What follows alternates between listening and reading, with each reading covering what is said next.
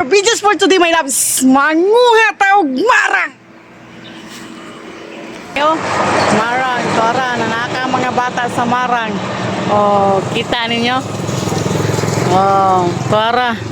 Ang mga person nga bata, naka sa marang.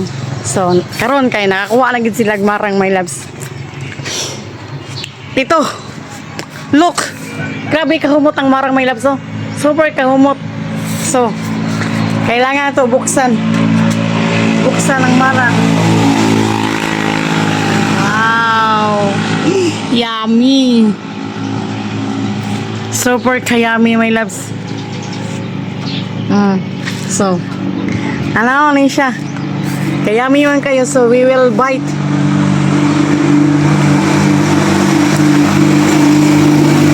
Grabe, tamisan.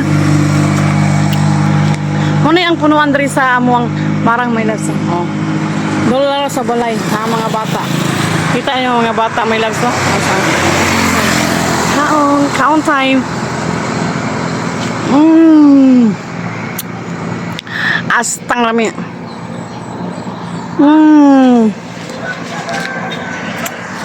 Para, nanguhit sila. Siya hilo. Kaway-kaway. Kaway-kaway. Lami kayo ang maro.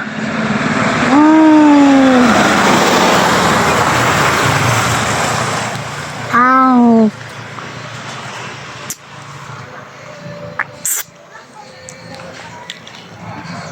Pamisa dyan yung marang. No, anong tamis man kaning marang, my loves, no? Samot naghinugid kay sa tanang.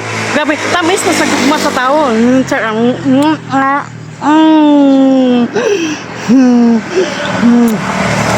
Walay kabutangan. Muraog ka ng kwan. Muraog ka ng dugos.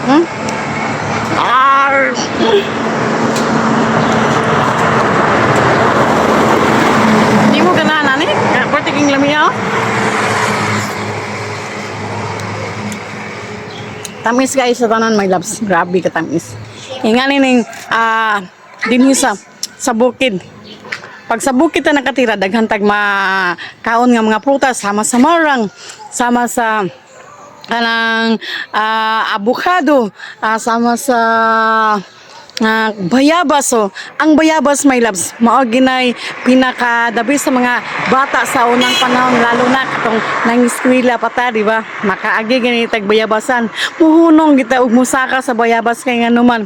Mao ginay pinakalami nga kaunon sa mga bata kay nganuman magtuya-tuya din pagabot dito sa taas sa bayabasan din.